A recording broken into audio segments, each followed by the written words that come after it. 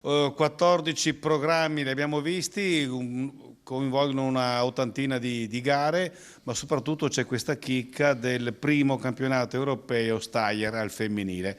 Questa qua è una chicca che ci devi assolutamente spiegare, Bruno.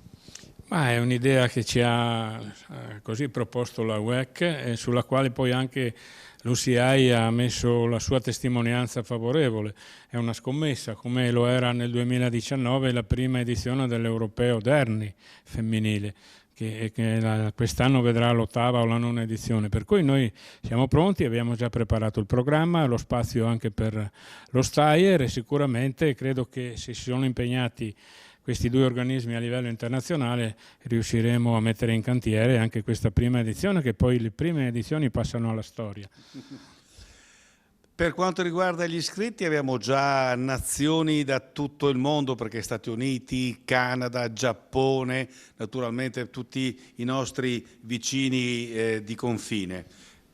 Sì, è vero. Allora, distinguiamo due cose. Per gli iscritti al centro abbiamo finito le biciclette, dobbiamo cominciare a prendere a noleggio, quindi vuol dire che siamo arrivati a 200 iscritti.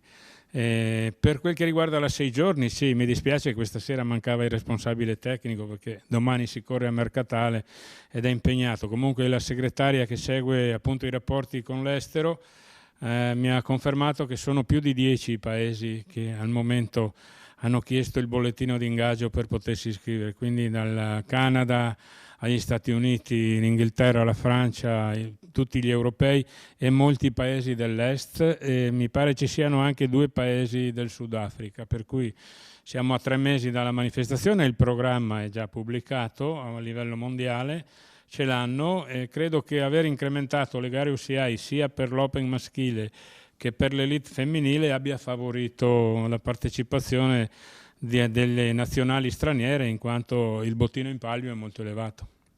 Una speranza per questa edizione 2026, ripetere il 2025 con qualcosa in più, immagino.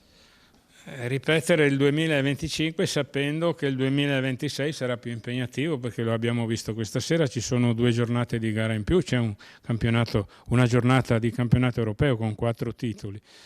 Ma io credo che se il gruppo rimarrà coeso, se il Comune, Regione e tutte le aziende che ci sono vicine continueranno a darci una mano, potremo farcela anche quest'anno. Ho un piccolo rammarico questa sera e lo devo dire perché io sono abituato, mi dispiace con tanta gente, con un programma di questo tipo, che diversi eventi abbiano portato l'amministrazione comunale a non essere presente. Questo francamente mi dispiace.